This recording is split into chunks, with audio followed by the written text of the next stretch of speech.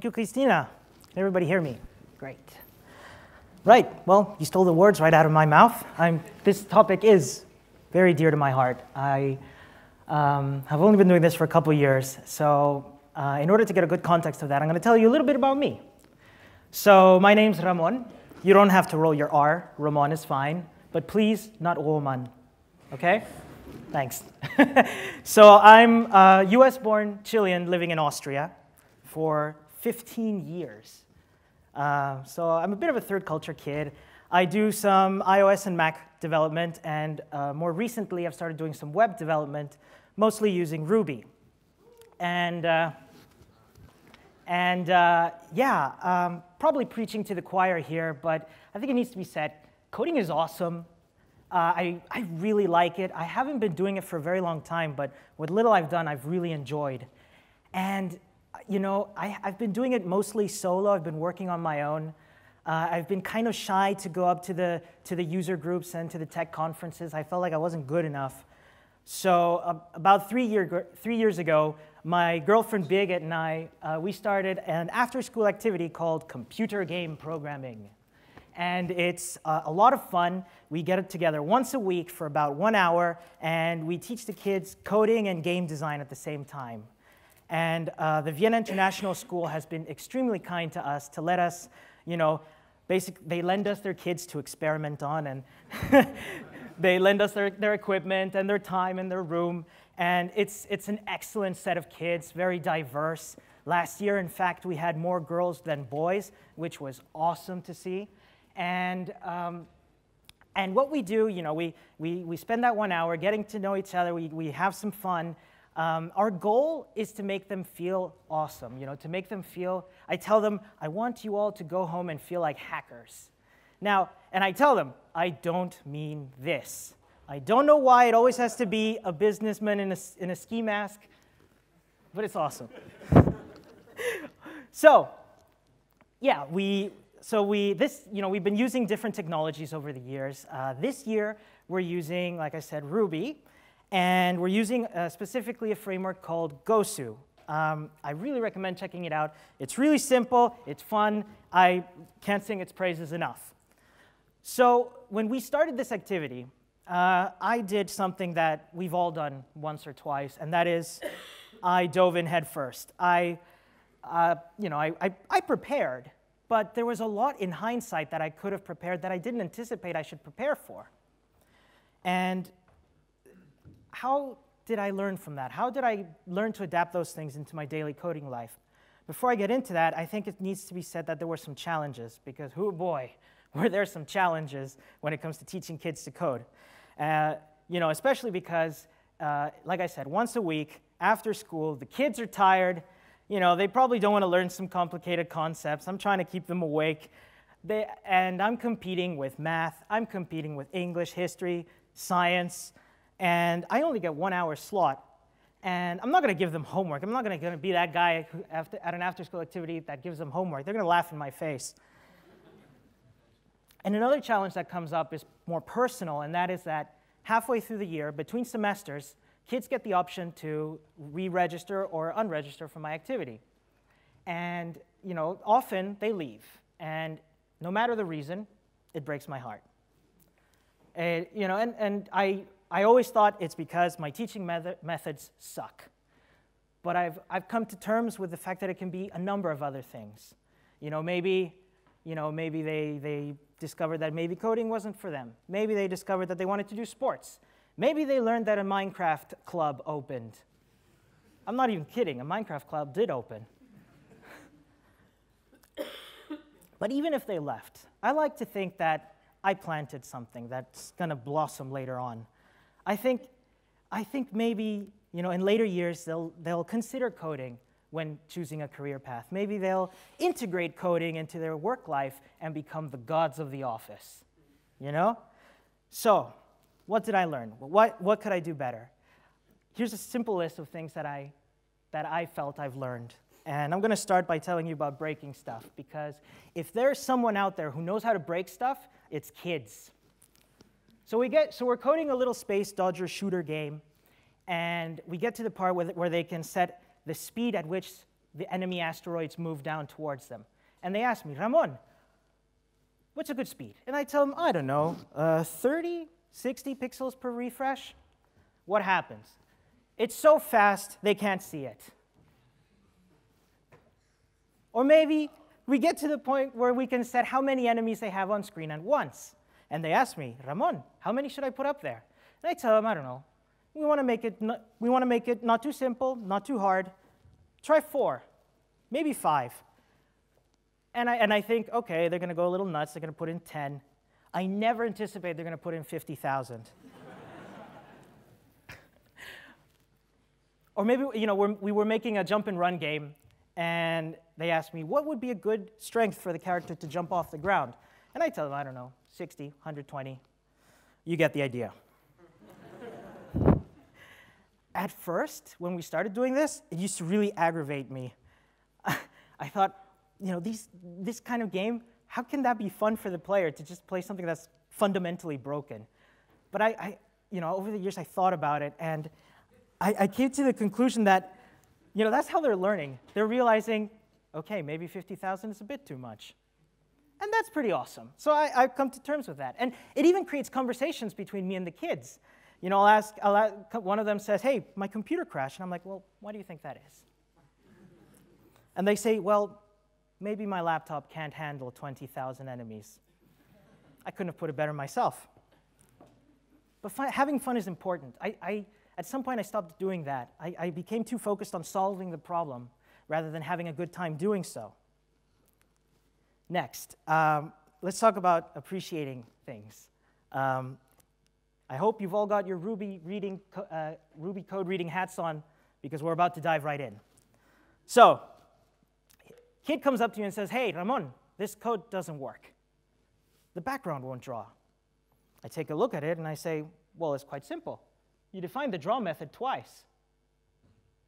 What Ruby does in this instance is it takes the latter definition. So it's only going to draw the player on the screen.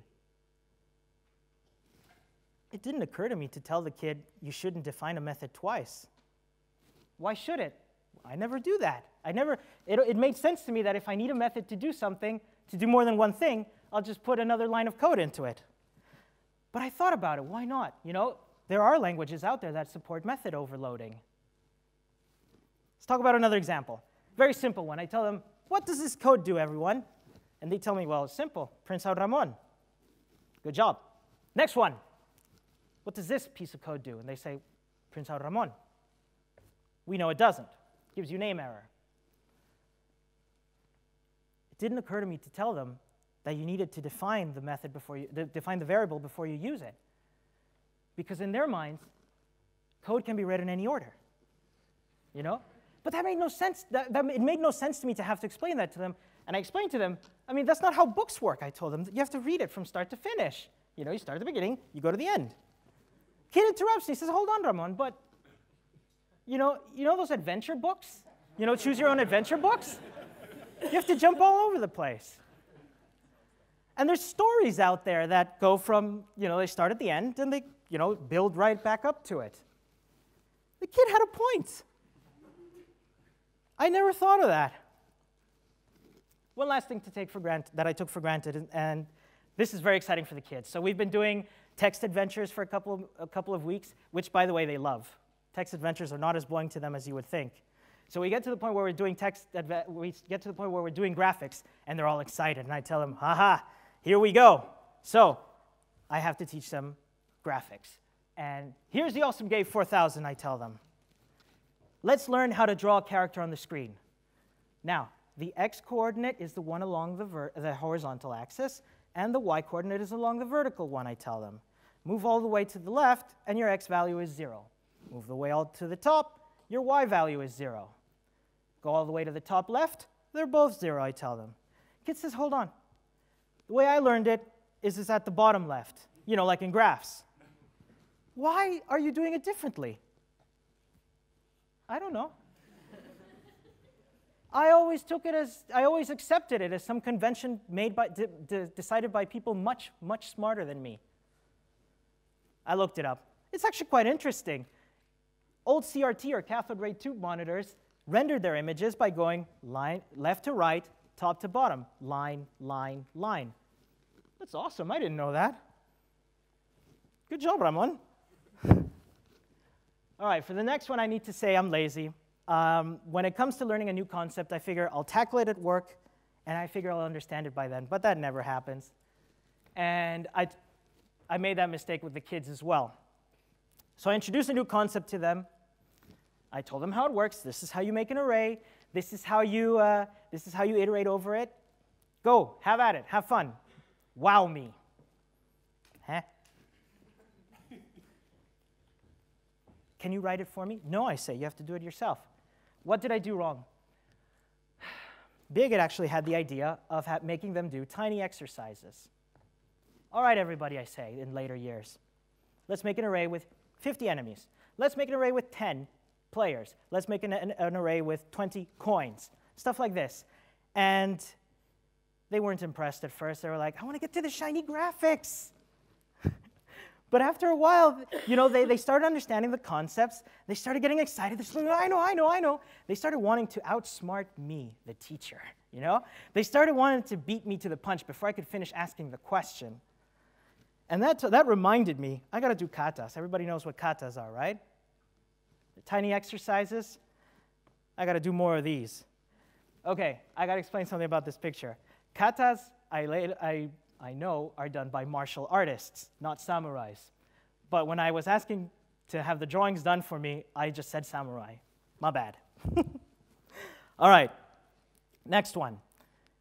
This one's a little more of a matter of opinion of mine, but here's what happened. I say to the kids, all right, everyone, this is how we make a character move 5 pixels to the left. I explain to them, you take your x value of your player, and you assign to it its own value plus 5, like in algebra. They get it. They're happy. And there I am ready. I'm saying, OK, everybody, get ready to have your minds blown, because this is a lot of code to write. Let me make it easy for you. I go, bam. How cool is that? This is, well, wait. The other one makes more sense.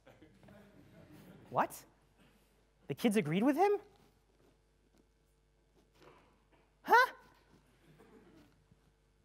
I'm not saying that you should try and dump as much responsibility into a line of code as possible. This is code that I've actually written. I'm not proud of it. But maybe you do need to be a little more verbose when you want to have lots of people reading your code. This is gorgeous Ruby. Here we're saying, move the character 5 pixels to the left or stick to the leftmost edge of the screen. But maybe it works, it's a little simpler to understand when you do it a little more pedantically and you say, move it 5 pixels to the left, and if it's reached the edge of the screen, then make it stay there. And speaking of reading, I don't do this enough. I wish I did. Whenever I open up some big framework and I start reading it, I don't know where to start. I'm always intimidated by these all this documentation so much. So let's put ourselves in the mindsets of the kids. It's the middle of the session. We only have 1 hour. Time is short. I'm really, really stressed trying to get everyone to have a game that they can take home and show everyone. And so when they run into problems, I'm like, OK, well, can you try and figure out what you did wrong? And they'll say, I don't know. And I'll be like, OK, just let me fix it for you, right?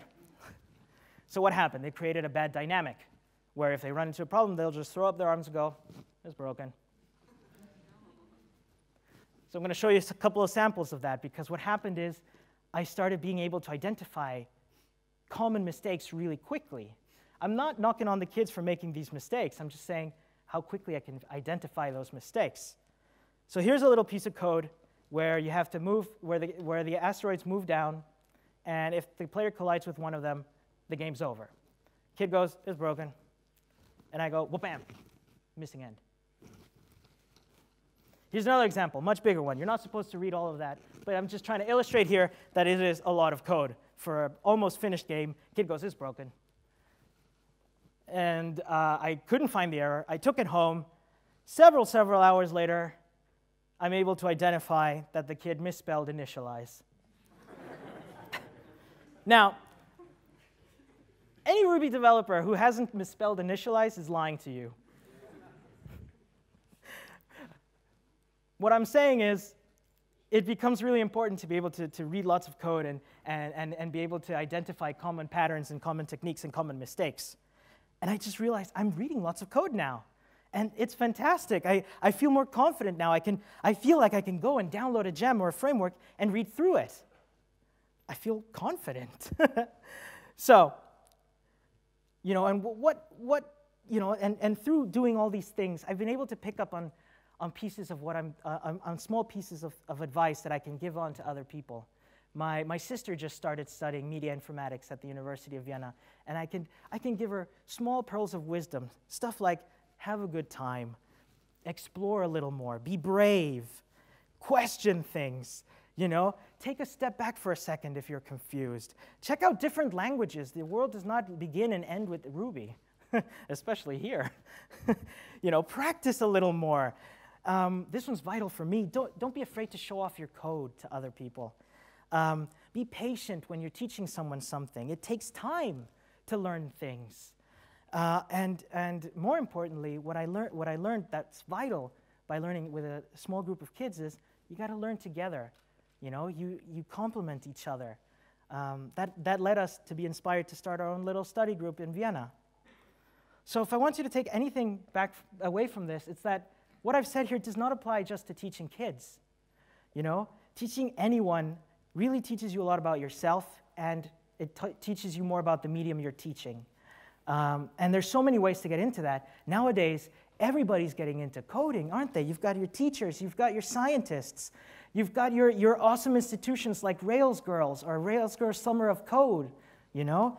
It's amazing what opportunities there are to get other people inspired in coding. So, Birgit, thank you so much for your illustrations. Thank you, Concat, for letting me speak, and thank you for listening.